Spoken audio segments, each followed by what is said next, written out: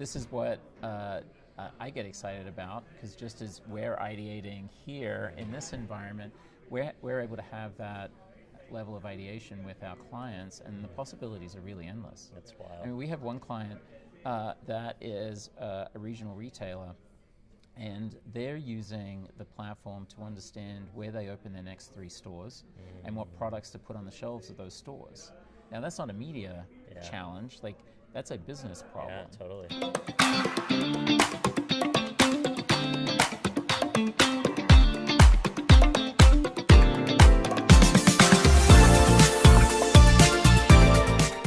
How's it going, everybody? Welcome back to another edition of the Ad Podcast, broadcasting to you from beautiful Ramp Up in San Francisco. And we have the elusive Dominic Venuto. Actually, I'm probably the one that's been more elusive, but we've been trying to connect for a minute, and I saw you are speaking at 2 events this week that I was hoping to track you down, so I was able to make it happen. Yeah, it's been a whirlwind of a week. There was DigiDay yesterday in Nashville, and then there's Ramp Up here in San Francisco. So try to hit both, and both conferences great. We're just starting today at Ramp Up, and the energy here is electric. It's pretty wild, right? Yeah, it's jam packed. Like the lobby is crowded. People are connecting. And there's real business being had, so it's good. Yeah, I love it. I actually have not been to this event. I didn't know quite what to expect. I thought, okay, maybe it's a small user group, kind of a conference, and this is a serious show. Yeah, this is a serious show. And it's interesting when you juxtapose the conferences and the conference circuit. You've got CES and there's the IAB. It's like the giant mega things where you can definitely get lost in I think 1 million people at CES this year. It's crazy. It's huge. And it kicks off the year and it sets the tone for innovation for the rest of the year. It's a great conference to be at. And then the next big tentpole is Possible in April, and something like 6 or 7 weeks from now, which everybody's gearing up for. So this is a nice pit stop after CES. The road to possible. Yeah, the road to possible, exactly. So good conversations to be had. I love it. Well, most people are familiar with Horizon Media, the largest independent media firm in the country, maybe the world. But for those who might not be familiar, tell us a little bit about yourself, what you do at Horizon, and what brought you to Ramp Up this week other than to speak. Yeah, so Dominic Venuto, Chief of Product and Data at Horizon, which means that I'm the custodian of our AI native Blue application, which is a workflow tool, a connected marketing tool that handles everything from strategy, planning, audience insights and activation, and then the closed loop performance reporting as well, and advanced analytics. So it's an end-to-end workflow tool that's AI native, and that's built on top of our proprietary sets of data that we put together.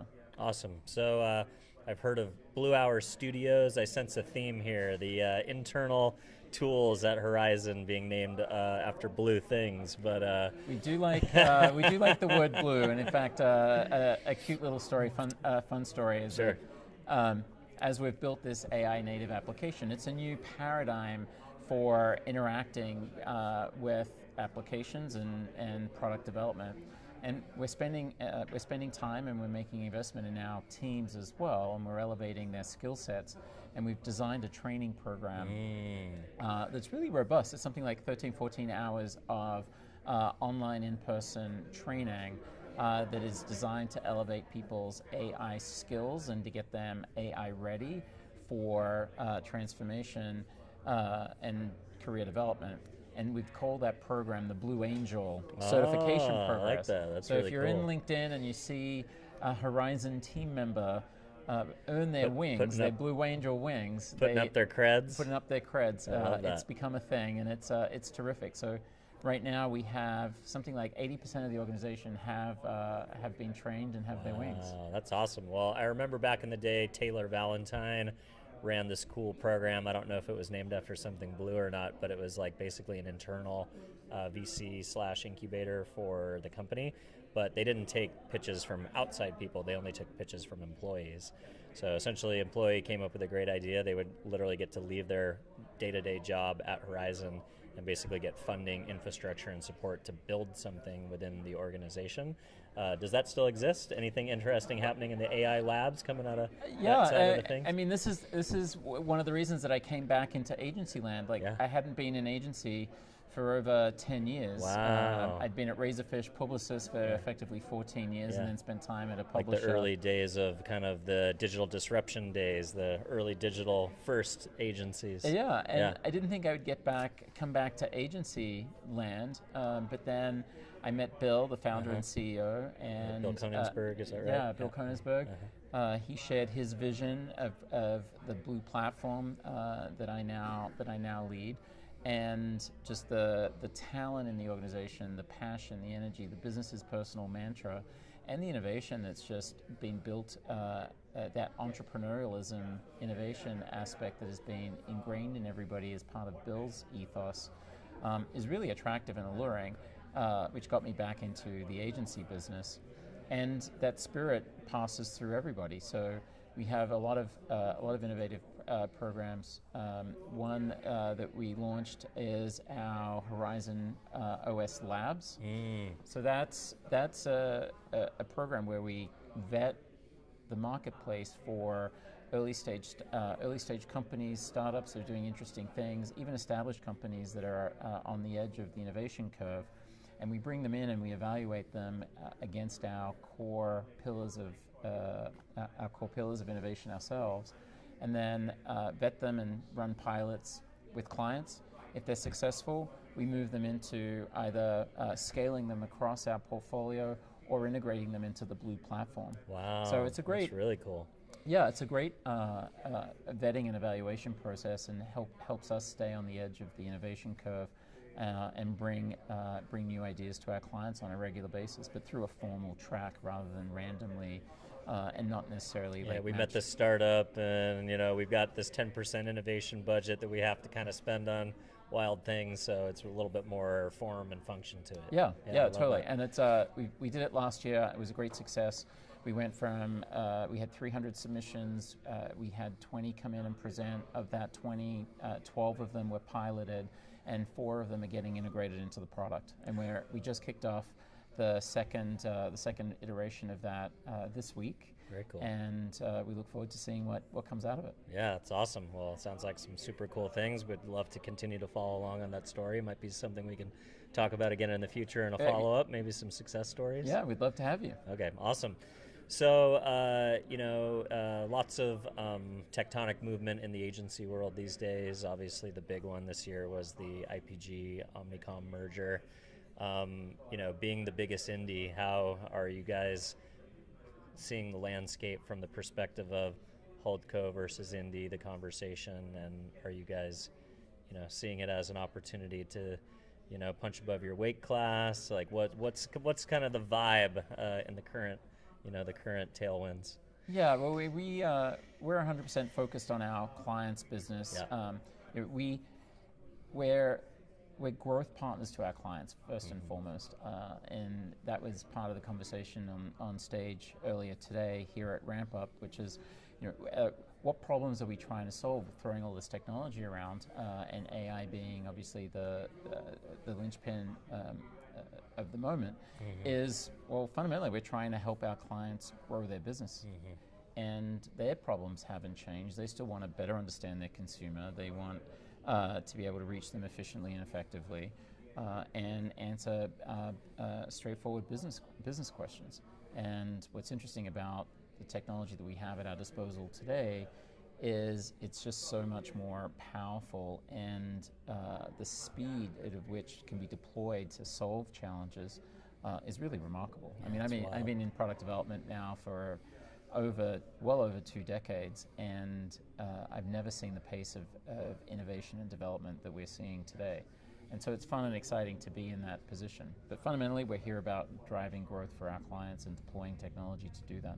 I love it. An interesting conversation that I've been hearing, especially going into Holdco teams or bigger agencies, is it used to be like, oh, here's our thing, here's what it does, and here's how much it costs, and we'd love for you to buy it and sell it to your clients.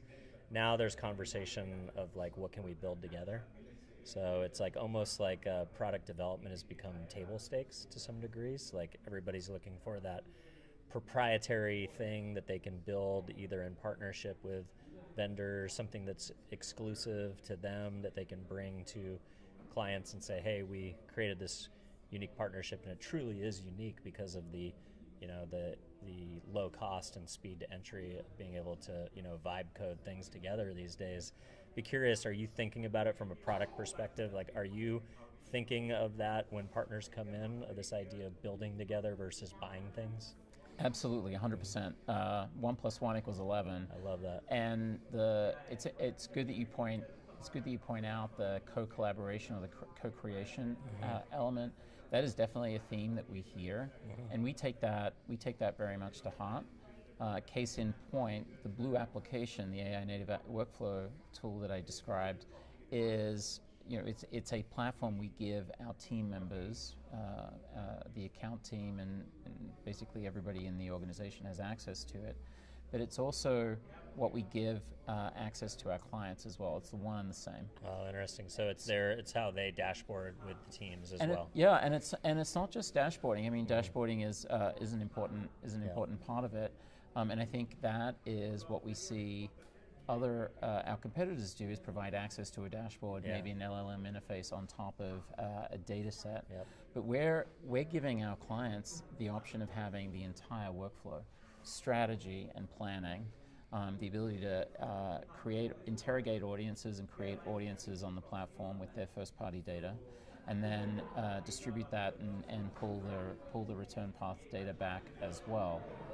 So they have access to all of those pieces, and what that does is it really transforms the agency brand interaction model, because now we're literally co-creating in the same environment, and there's no lag between a data point and a response. Yeah, we're not moving spreadsheets and CSVs around anymore. Yeah, we're not. It's like here I built this audience. What do you think?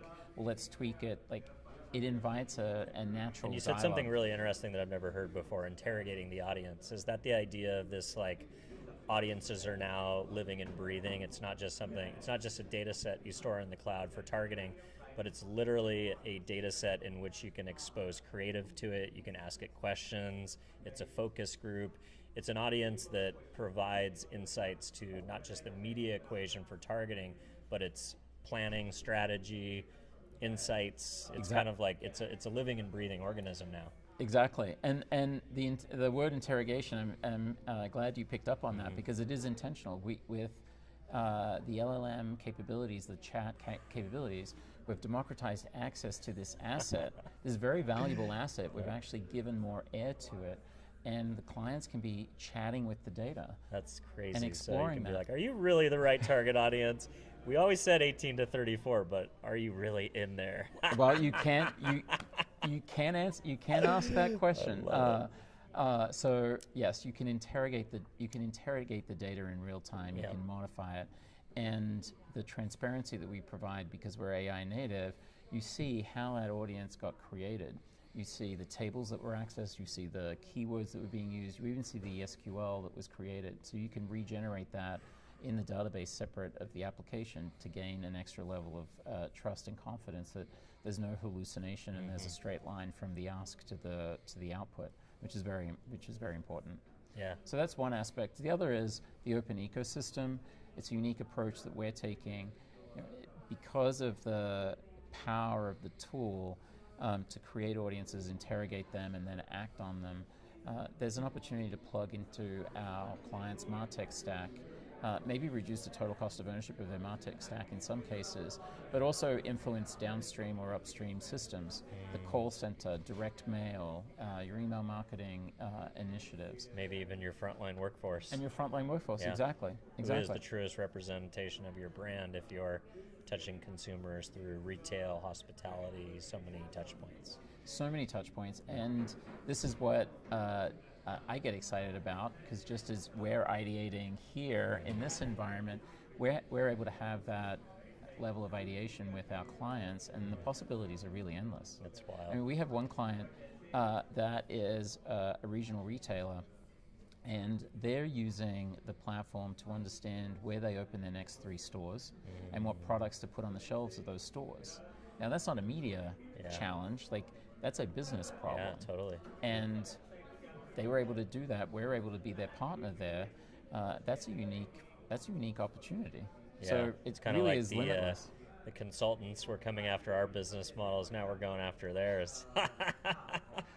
Well, it's interesting you say that. I have a consulting background, and the conversations that we're able to have with our clients over the last 2 years, facilitated by this kind of technology, is really remarkable. And it's elevating it from being just a vendor providing a service to being a strategic partner, which was something that I enjoyed when I was a consultant. Yep. But when Razorfish got bought by Publicis, we were very much seen as the media vendor, and we lost that strategic relationship in that transaction. Kind of that seat at the C-suite, so to speak. It was overnight that went away purely because we were now seen as an agency, and I've seen the pendulum swing back over the last couple of years. Those strategic conversations are definitely coming back, and where our clients are asking us to help them with real big business challenges, which is kind of exciting. Very exciting. All right, how'd your talk go? The talk was good. David Cohen, CEO of IAB, was moderating. He did a great job. My panelists from Publicis and MIQ were there as well. So I used to work at Publicis, and we do some work with MIQ. So it was a nice collegial environment. But a the topic, good frenemy chat. Some frenemy chat. But talking about AI transforming the media landscape, just as we've been talking about, how we are, each of us are tackling the problem, coming at it from different angles, and a little of hypothesizing about where the future is going and how much hype there is. Yeah, I feel like last year's hype cycle was AI in general. Everybody needed it, everybody had it, everybody wanted it. This year it seems like the new hype is agentic.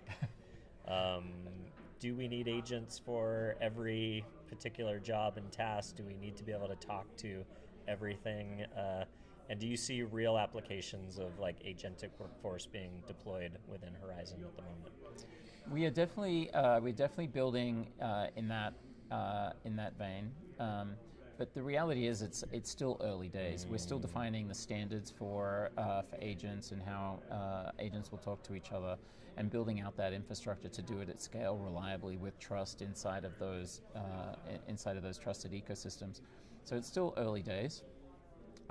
We're deploying it in limited instances where there's clear opportunity, but honestly, just the application and applying AI to some of the core workflows is where we're focused, because that is really the heavy lifting right now.